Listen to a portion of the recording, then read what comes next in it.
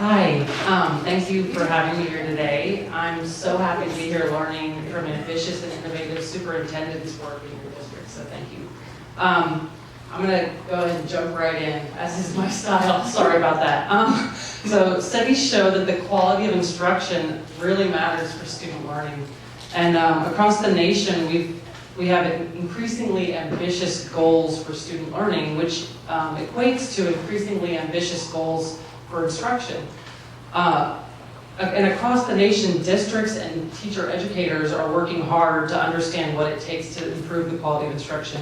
I'm so excited to hear from these 4 superintendents who have taken the issue of teachers' instructional quality on in different ways in their school districts. And I just want to offer up maybe 2 questions for you to think about as you're listening to them share their projects. So I challenge you to think about what are some common threads across these projects, and then what might you learn from these projects that could help you in your setting. So go ahead and kick it right off to, you're up first, is that right? I hope they'll take maybe 5 minutes to tell us about their projects, and then we get to dig in with some more questions. Okay, my name is Brian Nichols. I'm the superintendent at New Summerfield ISD. We're all real close as far as relatively in the same area, Region 7, but I'm about 25 miles southeast of Tyler. We have 556 students as of yesterday.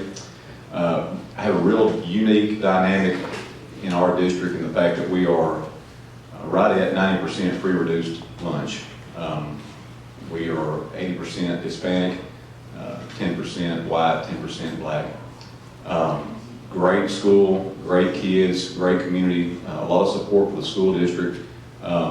We love our kids, we love our staff. But a little bit as far as when I started looking at my problem of practice within our district, one of the things that we have to do being a small rural school is we have to compete with these guys up here for staff. And we're close enough to Tyler, we're close enough to White House. We've got Troop, who's here today, in Jacksonville, that it's sometimes hard to compete financially in recruiting and retaining teachers. And I think that's probably a common factor for all of us. So looking at some issues that we face within our district, it's not a matter of we can afford massive turnover, because, like I said, it's hard for us to find qualified teachers at times, and specifically in the STEM areas. So my feeling is we have to develop the capacity within our own staff. And I know Wade and I have similar projects, and he's a little bit further along in his than I am. But that being said, to me, there's really 3 prongs, or there's 3 stools to the chair, and that's you've got your students, you've got your instruction, and you've got your curriculum. The parents send us the best they have. For the most part, all of us have a pretty well aligned curriculum, and then it gets down to what type of instruction is taking place in the classroom. So really we started looking at our principal curriculum director observations when they went in the classroom, and some of the feedback I started receiving was, is this a checklist? Is this just something that we're doing when we go in there? How are we actually building capacity within our staff? And so we started having some real honest discussion and dialogue about how do we develop our people and how do we make our teachers feel comfortable. That it's not a matter of I got you. We're trying to help you build as a professional, and the longer we've been in this process, the more I realize as a superintendent, it's my responsibility as well to help coach my principals to become better instructional leaders. It also entails that I become better as an instructional leader. So it's been a full gamut from the teacher level all the way up to the superintendent. So I know Wade is in the process. We started looking at kind of the instructional rounds model and look at the Harvard model that they utilize. It's based on your medical rounds. So we started with that and really reached out to our teachers and said, look, let's get you out of your classroom, go in and observe some instructional practices of your colleagues, because for a lot of us in the smaller areas, you are the only teacher in your subject area. You may be the only teacher in that grade level. And so you really don't have a lot to rely on as far as someone across the hall. So we have the teachers get out of their class once a 6 weeks, go observe a colleague. We have some feedback forms and really just try to get in there and provide the teachers with the opportunity to find out what's working in some classes, what's not, what they can build upon, and what they can improve upon. And we got real good feedback, especially at the lower grade levels, because they were able to go from K to 5 and observe those teachers. And then we kind of piggybacked off that and said, let's do some self-reflection. And so we actually implemented this past year where the teachers were video recording themselves teaching a lesson. I will admit, it was not uniform across campuses. I have 3 campuses. The feedback from the teachers, we made it where it was not punitive. It was confidential. It was something that they watched, and then they sat down with principals and they provided their own insights into what they observed. Honestly, a lot of it was just surface level. They were picking up on things probably like I'm doing right now, the ums and things you're repeating over and over again. But what we're trying to do is get them to dig a little bit deeper and to really look at what are you doing as an instructor in the classroom to reach your students. So it's been a process. It's one of the type things that there's not an end game with my project. It's an ongoing growth. It's trying to open our teachers' mind. I come from a sports background. I think we all do up here. And I think that if you look at some of the best coaches, they steal good ideas, and they're constantly watching to see what everybody else is doing. And I know in my previous life, that's what I want to do. You're picking everyone's brain to see how you can become better at your craft. And so opening up that dialogue, it's been a process. It's going to be a continuing process. There's some things that we're looking at implementing next year moving forward. And it's really just a kind of a growth mindset and getting better every day. I don't know if Mr. Dunn was a previous athlete. I think he. I'm standing straight.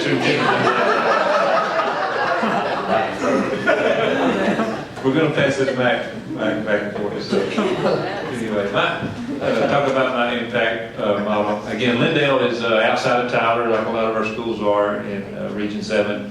We're just on the border on the north side. We have about 4,100 students in our district, growing school district.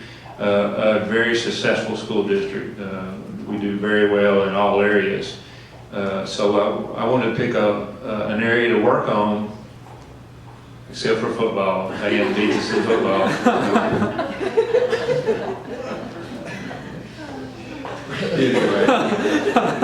Anyway, I want to pick an area that would have an impact on our district and improve our district. It has a great reputation. Usually in a lot of areas when we recruit teachers, we have several applicants. But some areas we don't, just like everybody. There's truly a teacher shortage in Texas, and it's impacting all the districts. And what I felt where we were at as a staff, as administrators, a lot of times we're settling on the first one we could find. You know, if we get somebody that has credentials, we snatch them up before we miss out or whatever. So I don't know if we're getting the best candidate for our students. And in my opinion, you got 2 ways. You either got to recruit better teachers, or you got to train up the ones you got to get better instructionally as a staff. And so this is that part where we talk about recruiting better teachers. So I wanted to coach up our administrators and really put a system in place, because it seems like we would do a good job a year or two, and then we'd have turnover, and then we'd fall back into just settling on the first applicants. And this is my 12th year superintendent at Lindale, and we have 25 administrative positions, and every one of them has changed, and most of them has changed several times. So we've had constant turnover in the administration staff, a lot of times moving up and through the district. But so there is change, there is constant change. We have about 350 teachers, and we average about 40 teachers hired each year. Okay, so you think about that in 5 years, how many teachers you've hired, how many changes. So you've got to be a district continuous training and retraining with the amount of changes we have in our school systems. So what I want to do is put in systems in place, create systems for administrators, guidelines on how we recruit and interview and select teachers. in that process instead of just settling. So through that, we have had a lot more committee interviews, and hopefully that's creating better candidates. And we also needed to give them better resources. We did not do a good job, advertising in the region. So we've now advertised with Region 7. We didn't do that before. We just advertised on our website. We thought that we were a very popular district and everybody would just show up to come to Lindale. So we're doing a better job advertising regionally for posting our jobs. And so I think that's helped a little bit, but still, I think a lot of districts, we have to go out and find applicants and try to make sure they know about the position and encourage them to apply. So I think we're doing a better job with that this year. I have 6 campuses. I'm going to have 4 new campus leaders next year. So that means I've got to change. Now, some of those are moving from one campus to the other. So this training has got to, this conversation's got to keep happening year after year to make sure that they buy into, the new system, the new culture of how we attract and retain teachers. And the other part of that, and when I got to the district 12 years ago, they had no plan on professional development, and so we put in place like a 5-year plan, and we laid it out to our teachers, and here's what you've got to have in 5 years. It doesn't matter how you get there, just make sure in 5 years you've completed all these different professional trainings. And so we did a good job, but now I've been there 12 years. And so we're reestablishing, guidelines, and we'll just have to, update that every couple of years, and always, have that carried out there for our teachers. Here's where we want you to go. Here's the training that you need, and keep growing as a staff. And so that's the areas that we're working on, and we'll see if it makes a big impact. We do a great job stealing from our neighbors' band, but they do steal some of our athletes, so that's really big. Mr. Dunn? Oh, what a great segue. My name is Don Dunn. I'm superintendent at Van ISD. We have about 2,400 kids in our district. We're right there on I-20. It's Canton, and 15 miles is Van, and then 15 more miles is Lindale. So we're kind of in between Canton and Lindale. Compete with both of them. It's so ironic that, I'm sitting here talking about a professional development model, and he's talking about a recruitment model. And so basically what's happened is our professional, we develop these teachers, and he comes over and steals them. You laugh about that, but that's really happening. Anyways, our deal is we have been a one-to-one district for probably the last 5 years. Every single kid from kindergarten through high school has an individual device. And our deal is, we want our kids to be able to use that in the classroom. It's not so much that they have a device, but it's actually what they do with the device that matters. And so, in talking with our administrative team, it's, hey, how can we push the needle here? I mean, how can we actually have the end goal of, having dynamic learning in the classroom with the use of these devices? Get away from the worksheet, and even get away from the worksheets that are on the iPads, but let's get down to some real authentic learning, and how do we push the needle with that? I think any of us up here today will tell you that professional development with your teachers and getting them to buy into that and go with it is a tough sell. It's tough anytime there's a top-down initiative. It's hard because a lot of times we get, Brian and I have talked, we get older teachers that have been there a long time.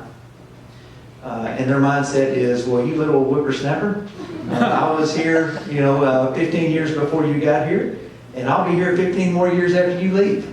And so I've seen it come and go, and I'm not for change. But our kids are in a different spot. Our kids are learning differently now than they ever have. They are the technology generation, and if you don't believe it, the next time you go to a restaurant, look around. You're going to see little kids, 2 and 3 years old, with their mom and dad's, iPhone, wearing it out. That's how they're growing up now. So how do we take, educating that kid and giving them a quality education? How do we do that? And so as we were having these discussions, we wanted a professional development model that at the end of it increased the dynamic learning with our kids. And so we have a great instructional technology guy, and one of the things was we said, we got to use our kids. Instead of this being a top-down initiative, let's make it a down-to-up initiative. Let's put pressure on the teachers. I say pressure. Let's come at them from a different angle. So that's what we did. We have at the high school, we have a group of kids that we call our I-team members, which are a bunch of really good kids, not necessarily our A kids, but kids that work hard, have good ethics, that are well respected on the campus. And we got those kids together and said, we had basically asked them one question. What should every one of your teachers know how to do in their classrooms? What would you want every one of your teachers to know? And that spurred an entire professional development model. And it's really been pretty incredible. Basics on, they should know how to use Google Forms and, all the basic stuff. But it went all the way up to the project learning. And so what we did is we created a badging system, where our teachers could apply for badges, go through the professional development model. If they proved that they actually used that in the classroom, then they were able to receive a badge. The entire model was developed by our kids. The poster was developed by our kids. The whole theme of it was based around 80s rock. And so, everybody can kind of get into 80s rock, except for Stan. He's probably still in the 60s. But anyways, it was good. It really was good. And our kids really enjoyed it. We had the initial start of the program after Christmas this year. We already have a ton of professional development badges that we have given out. We're going to continue to use the badging system, for next year and go all year long. But the initial results are, I think we are moving the needle. Our kids are being exposed to some things that they probably wouldn't have had we not done this. And I know that we have some teachers who are improving as well. So it's been good. Good morning. I'm Wade Stanford. I'm superintendent at Westwood ISD. And before I get started with this part, I just want to draw attention that superintendents from Region 7 are rocking the sock game. We mentioned that last night as we were sitting around talking, but just want to make sure everybody saw that. Most everybody is. Went over Don. We're working on Don. That's his growth plan.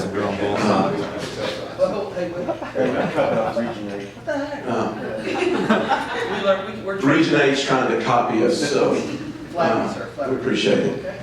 So as I said, I'm at Westwood ISD, and Westwood sits, part of our district sits in Palestine, and then we have a lot of our district that sits out in the rural area.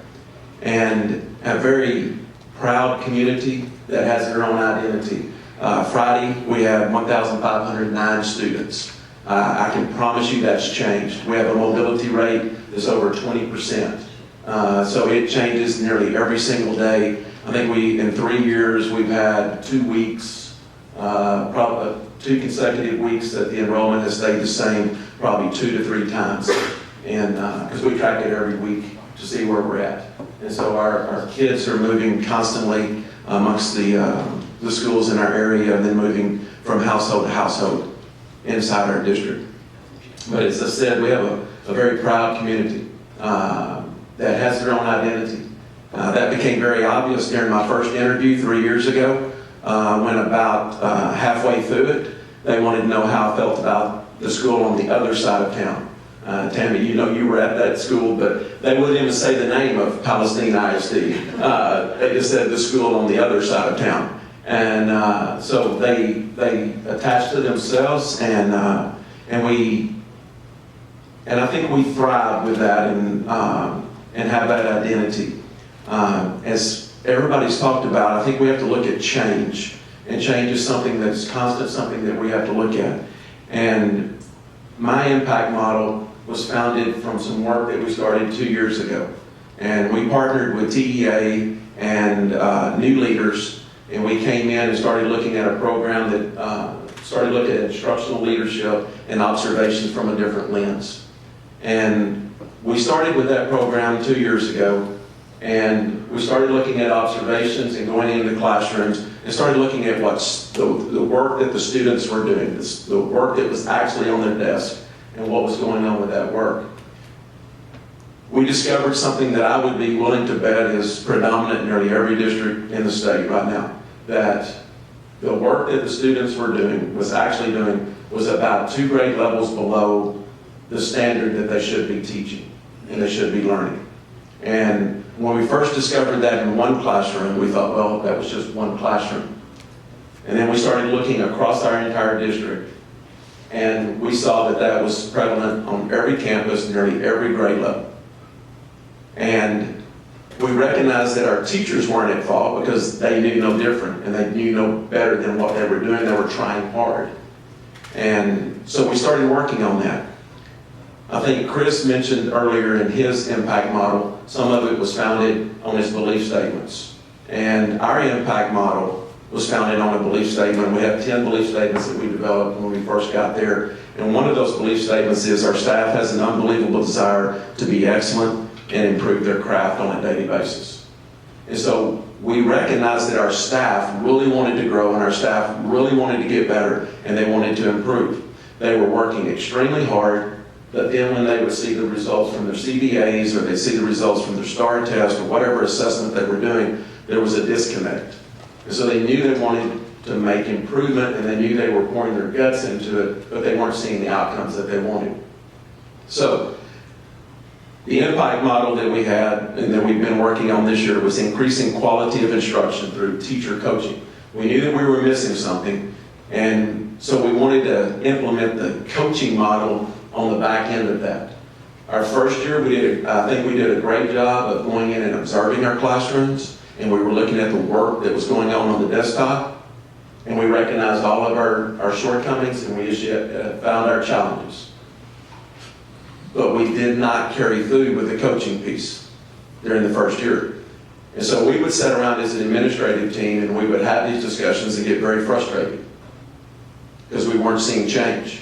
And so towards the end of that first year, we had a real transparent conversation as an administrative team that had every assistant principal we had, because we have 4 campuses, we had 4 assistant principals, 4 campus principals, and then the central office team that I have 2, at that time had 2 people that supported me, and now have 3 that have an instructional focus.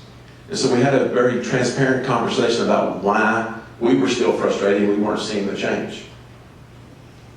And they put it on the table and they said, because we're not doing anything about it, besides sitting and griping. And so I think we do a great job of that sometimes. And so we said, we have to do something different.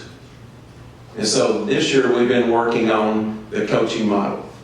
And the challenge that we had, and what we really focused on, was making sure that the instructional piece that was taught in the classroom aligned to the appropriate grade level standard. And the way that we did that is we implemented what we call leadership walks. And that's where a campus principal, several central office personnel go into the classroom and they observe the classroom. And we look at it from a different lens, and we look at it and we walk in and we start scripting every single thing that's said, every single thing that we see, and we call that evidence. And then we look at what is going on, and those are some pictures of where we came and we visited in our district, and the 2 outside pictures are where we were in the classrooms, observing classrooms, and you can see where we're looking at the desk, and we're seeing what work the student is doing. Because what we've discovered is it makes no difference what instruction is. It makes no difference what TEAC is on the board. It makes no difference what type of engagement we have. If the work on the desktop is not at the appropriate standard, then we have a poor lesson. Because the work that they do is going to predict future success. It's going to predict outcomes. And so if they're working 2 grade levels below, then they're going to perform 2 grade levels below. We cannot expect them to perform at grade level on whatever assessment, whether we believe in STAR or we don't. We cannot expect them to work at grade level, to perform at grade level, if they've done nothing but practice below grade level. And so we spent our time looking at the work on the desktop. And then we scripted specifically what was said, either in groups, teacher, whatever, and we have different columns that we script all that in. And then we debrief at the end of that. And we cannot talk about it when we reviewed this the other night, because we do Darren talked about doing book studies. We do a book study in our district. We do multiple book studies in our district. And we're doing a book study with our board. So our school board is doing a book study, the same book that this practice is founded on. And so Monday night, we spent about 30 minutes discussing chapter 4, which really got into the instructional rounds. And we will not discuss it if we do not have evidence. So we only talk about evidence. We don't talk about perception. We don't talk about what we feel, what we think, but we talk about evidence. What we're actually seeing and what's going on in the classroom. So the leadership walks, we did a great job of that. We've extended that now to every teacher that gets a leadership walk participates in a coaching session with the principal following that. It's a reflective coaching session. We don't guide them. We don't lead them. We don't tell them anything. They have to self-discover. That has been hard on our principals because they want to go in and give a diagnosis and tell them exactly what they need to do to fix it. And so I have sat in those coaching sessions, which starts to become awkward when the superintendent's setting in a coaching session with a principal and a teacher. But I've listened to them and I've forced them into having reflective coaching conversations. What we have discovered from that is out of all of those that we've had 2 teachers that have denied that they had any shortcomings. Nearly every single teacher tells us the exact weaknesses that we had on the list that we wanted them to discover. And they self-diagnose what's wrong, and they put the action plan together to remedy that. And so we're seeing some tremendous growth from that, where we're really discovering our standards, we're discovering our weaknesses, and we're developing our growth. The second piece that we've started implementing, and we're only on 2 campuses right now, because the system can only handle so much change at one time, and if you want to stay in that position, you pace your change. And 2 principals didn't feel like we could change that quickly on their campuses, but we started what we call learning walks. And that's where we take an entire grade level. For example, our 1st grade team goes in and observes 2nd grade. And then they have those same coaching conversations about what they saw. And then they look at it to see how they could have changed their instruction. That's helping with our vertical alignment, because they know exactly what 2nd grade's trying to teach. And then we're going up and below. So we go 1 grade up, 1 grade below. So we can see what the expectation is below, and maybe where the shortcomings are, and then what needs to happen above. And so we feel like that piece is probably more powerful than we thought it was going to be to start with. I think the other positive that we're seeing in our district right now is collaborative conversations. We're truly getting down, Brian talked about surface level conversations. We're getting past surface level conversations, and we're talking truly about changing instruction. The instruction at a surface level, and we're talking now about teaching, learning, and what's at the center of the instructional core, which is the work. We still have a lot of steps to go. I think allowing and having administrative support for our campuses is our next part, because it's hard for a campus leader to do that many leadership walks and learning walks. And so we applied for a grant so that we can have grow your own administrators, and we were awarded that grant from TEA. So now we'll have an intern on 3 of our 4 campuses, and they will learn that model, but then they'll be taking some things also off the plates. So that's where we're at in Westwood ISD.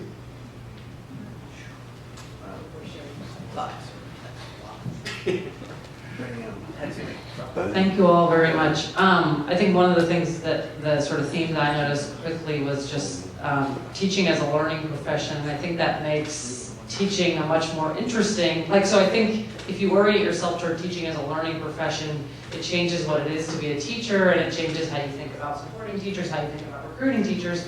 I really heard that in a lot of your comments, so thank you for that. It's hard to do this question thing like whatever happened 20 minutes ago, I can't remember, but I think what you said, Dr. Nichols, is you were talking a little bit about, he referred back to it, sort of surface level, the fact that what you've been doing so far you felt to be a little superficial, or surface level, and I wondered if you thought a little bit more about some steps, what your next steps might be to help your coaching and teacher learning model dig a little bit deeper. One of the things, I guess, for those of you that are in here that are thinking about joining this program next year, to me what made it so powerful was what we're trying to do is very similar, almost along the same lines that Wade is doing. So to answer your question, being able to observe what he's doing in Westwood and listening to what the conversations that he's having with his administrative teams, and going in firsthand and seeing what steps they're taking. Just to be honest, again, I go back to steal some things that he's doing to improve what we're doing in our own district. There may be some things that may work in Westwood that won't work in New Summerfield, but there are a lot of things that it led me to think more about, all right, where are we at, how can we make this better? So the discussions and the dialogue that we have with one another is what makes it so beneficial. I think it's where it gives me a chance to grow. That's a perfect segue to my next question, which is this competition between the two of you over teachers. And so I want to think about how do we as a field make it not about that, right? Or how do we work together to grow teachers? How do we collectively grow more teachers or recruit? I think everyone's facing this. We need more teachers, and we're at the teacher ed level across universities in Texas. We're trying to tackle this, but I wonder, have you thought about ways locally to grow more teachers and collaborate to grow the pool and enrich the pool so that it's not about having to just pluck the best ones from your neighbor, but instead build some capacity. That's a little off. Well, that's a tough question. Hopefully the legislature will come up with something. They have trouble staying on focus. That was a big focus going in, and I think part of the $5,000 pay raise and the other pay raise from the House they talked about is to make teaching a more attractive, which recruit. But they totally forgot about that now and kind of got sidetracked. So I don't know if they're going to help us or not. But it is a tough question. Of course, we do some things with our students, Ready, Set, Teach classes in our high school, and they go down and observe and help out in the elementaries and junior high and stuff. But, that's not near enough. I'm telling you, there is a severe teacher shortage, and it's a statewide issue, and it needs some help from state leadership. Now, we joke a lot and stuff, but we also help each other out. And we were talking this morning, we were talking about what openings, we all have openings and maybe some possible people to call to apply. So we share as well. Unfortunately for band, Glendale's just a lot more popular place and, very popular superintendent. And so we attract some teachers. But no, I really don't have an answer for what we can do more. I think we do a better job in school districts of growing our leadership teams, our administrators. So we encourage them and start sending them to trainings to become the leaders. We do a very good job of growing our own leaders in the district, but it's very hard on the teaching side. Don? A little background here. My very first interview ever coming out of college was with Stan Surratt. It was at Fruitvale, and I was going to be teaching math and coaching about 8 different things. 4 different prep. Right, so anyways, I ended up going to Maybank. I didn't go to Fruitvale. He's been mad at me ever since. But, no, I agree. I think I think the state of Texas has a real problem. It is getting harder and harder to find really good applicants for all positions. As an example, I had a discussion with our athletic director a couple of days ago. We have a couple of head coaching jobs opening, and we can't find anybody to take them. We're fixing to offer, our head tennis job to a 23-year-old because he's played tennis before. And jobs that we've had in the past, a junior high history position tied to a coaching spot. Well, 20 years ago, there was about 3,000 of those, just waiting to happen. Now we can't find anybody. And I don't know if it's so much that now it takes you 40 years before you can retire. As a teacher, you're going to get beat up the whole time. Demonized by the public, being a public education teacher. I think that has a lot to do with it. The only reason that we have people right now is because they're a bunch of servants. They love kids. They're making a difference with their lives by what they're doing. But we don't have enough of those anymore. Because I think we've put, as a society, we have looked down on teachers and not propped them up and given them the respect that they really need. And so now it's coming to bite us, I think. And you can be a conspiracy theorist all you want, but I do think that there is a concerted effort out there to demonize public education. Go with the vouchers, but there's a concerted effort that I believe is really hurting public ed. And so we're not getting the amount of teachers that we have in the past, and definitely not the quality. I want to ask you one more follow-up question about the student-centeredness of your model, because I think that's really interesting, and I'd like to unpack that a little bit more. I think it's unique that using the centrality of students in your professional learning model for teachers, and I'm curious what we can learn from it more broadly. So, wondering why do you think it worked well in this case, and when do you think it might not work as well? Just so we could think about, okay, it worked for learning some technological, maybe, that's my superficial understanding, but what other things, or I don't know, when would it work again? What do you think? Well, I think it's been very successful. And again, I think it's because it is coming from the students. It's really easy for me as a superintendent to tell the teachers, hey, I'd like for you to do this, but hey, your kids, they developed this. This is what they want to see in the classroom. And any teacher that is, worth their salt, they want to have an impact with their kids. Now, where they might say, hey, Mr. Dunn, I don't know if you know what you're talking about or not, but when it comes from a kid, using the kids for this professional development model has been a great velvet hammer, if you will. If that makes any sense. We're not trying to force this on anybody. It's not a mandatory training that they have to have. They have lots of options. Hey teachers, this is developed by kids. This is what they would like to see you use in the classroom. And anyways, I think it's just a different approach to professional development that I think is really been good for us.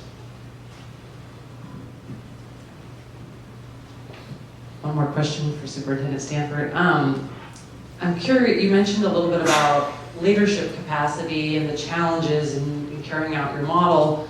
I'm wondering, so you've got a grant to now add some manpower, but are there other changes you had to make to support principals to carry out this type of work, or what does the infrastructure look like to make this happen? You have 2 minutes. So he knows me well after a year. I think that when you ask changes, I think there has to be changes every single day, quite honestly. I think that it's a model that we're continuously working on. And so I think one of the changes that I know this may help me grow, and Eric coaching me helped me be a better coach. So I have to coach my principals. And so after I sit in with principals and they do coaching sessions with their teachers, we have a coaching session right after that where I'm coaching principals. And I ask them a reflective question. What do you think about that coaching session? And they're growing from that. I think that adding manpower is one thing. I think the other thing that we talked about the other night in the board meeting that our principal shared with the board is that we have to get more detailed in our schedules, because leadership walks, learning walks will not happen if we don't put it on our schedule, because life gets in the way, school gets in the way, and all of a sudden we're doing everything that we've ever done and we're not doing what we need to be doing. And so I think those are some of the things that we've had to change. Can be failed on that, and then that's hindering a lot of qualified teachers in Texas. And you'll be amazed. You go to a place like Amazon, they are working for a job for $15 an hour opening boxes, and yet they have PhDs in so many areas, and they want to become part of the teaching force in Texas. But there's so many strong barriers that are not allowing them. So in terms of inclusion, is there anything that you could do to help? Because there are so many teachers with qualifications but are not being afforded the chance to become part of Texas teaching. Thank you. That's a great comment.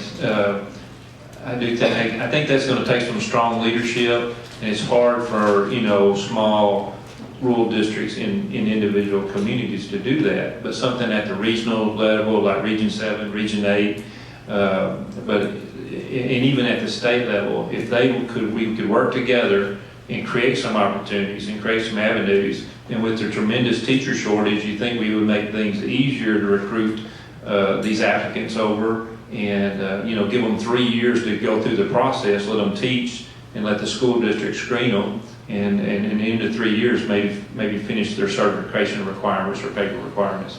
Those are great comments. Just very tough for individual small schools to do that, abroad or whatever. But I think it's a great idea. Schools have done in the past where they've done that with bilingual. They'll go over. You'll see somewhat larger schools where 10 or 20,000 student schools, they'll go abroad where they need to hire whatever it is, 5 or 10 or 15 or 20, and help bring those over. We've done that with bilingual. We just have not really done that with any other type subject teachers. But that's a great idea, and something we need to look at regionally, because we all have teacher shortages, and it's only going to get worse if we don't change what we're doing.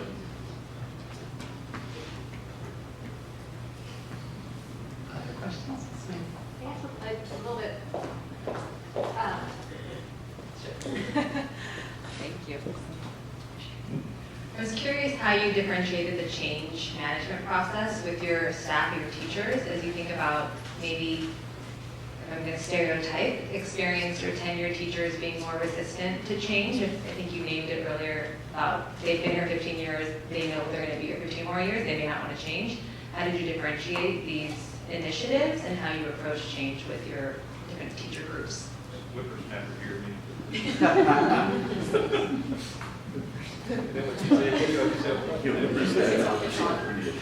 No, I think that coming at it from a different angle puts a different perspective to those tenured teachers.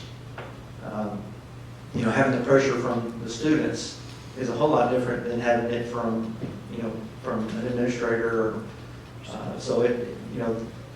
I think we have been able to push the needle with those teachers because they're getting pressure from their own kids. Hey, Ms. Parker, why aren't you, Mr. Jones down the hall has, 5 badges. Why do you only have 1? We use competition a little bit with that. And again, the velvet hammer of, hey, let's let the kids push the professional development model here. So, again, it's just a different way of looking at things, and we do know that it's hard to move the needle on some tenured teachers, but this has helped us. So I think it's a great question. And so what we've done in our district is we've taken time to explain the why. And we've tried to show them why this needs to happen. And we do a lot of self-discovery. And so we put it out there so they can see it. And we try to pace that. And I think the other piece that we're trying real hard is to identify our early adopters. Those that want to change, those that embrace change, and it doesn't make any difference what the change is. They just want to do something. And so we identify those, and then we applaud those and celebrate those every time we can, and to the point that others want to come with them. So we're trying to get that mass to change and move that direction. I think unique in my district is when I came in, they were so desperate for change. And they wanted something to change. And so we had to make sure the first change we had was valid and that they saw success from it. And so now we're using that as momentum to continue to move forward.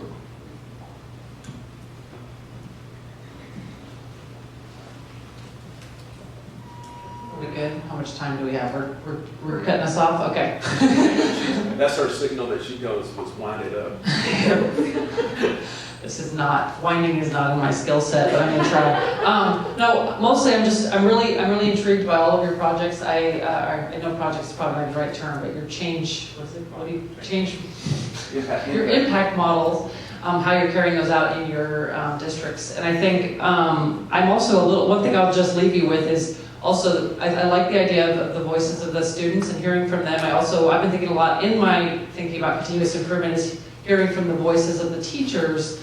And I know I saw points of contact there in many of your projects in terms of thinking about like hearing from the teachers what they need to improve on and things like that. But I also wonder just what teachers would say about what they need collectively and or what, like from a retention standpoint, from a recruitment standpoint, all of those different standpoints. What are the teachers saying about it all?